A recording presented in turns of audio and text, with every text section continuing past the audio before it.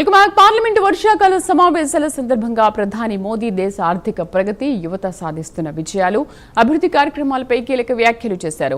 గత నెల రోజులుగా దేశంలో ఎన్నో ముఖ్యమైన పరిణామాలు చోటు చేసుకున్నాయని తెలిపారు. భారత యువత అంతరిక్ష రంగంలో సరికొత్త విజయాలు నమోదు చేస్తోందని అన్నారు. స్కై రూట్ విజయం దేశానికి గర్వకారణమని, యువత సాహసాలకు తోడు విజయాలను కూడా సాధిస్తోందని కొనియాడారు. రాజస్థాన్లో ఆయిల్ రిఫైనరీని దేశానికి అంకితం చేయడంతో పాటు semiconductor plant, green hydrogen రైలు ప్రారంభించినట్లు తెలిపారు. ప్రపంచవ్యాప్తంగా యుద్ధాల ప్రభావంతో చమురు ధరలు పెరుగుతున్నప్పటికీ భారత ఆర్థిక వ్యవస్థ 7.7% వృద్ధి రేటు నమోదు చేస్తోందన్నారు. పార్లమెంటు వర్షాకాల సమావేశాలు సజావుగా సాగాలని, అన్ని రాజకీయ పార్టీలు కలిసి దేశాభివృద్ధికి సహకరించాలని ప్రధాని మోదీ కోరారు.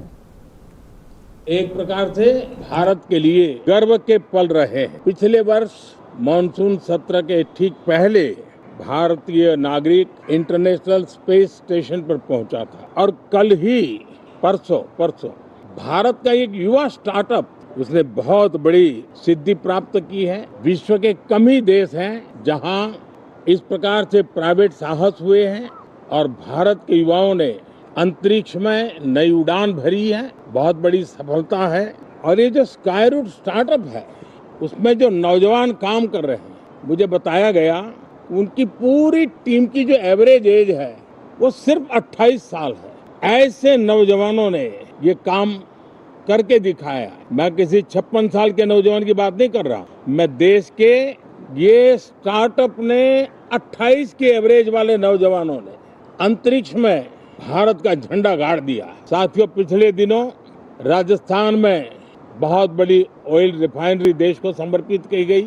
पिछले कुछ सप्ताह पहले एक सेमीकंडक्टर प्लांट यानी तीसरा देश को समर्पित किया गया। अभी कुछ दिन पहले ग्रीन हाइड्रोजन से चलने वाली ट्रेन, और विश्व में बहुत कम देश ऐसे हैं कि जिनके पास ये सुविधा है।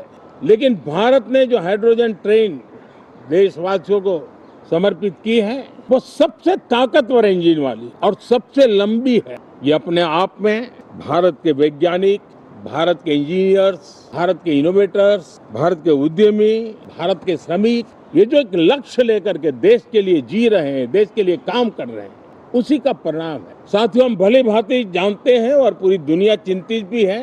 लगातार कहीं न कहीं युद्ध की स्थितियां बनती रही है।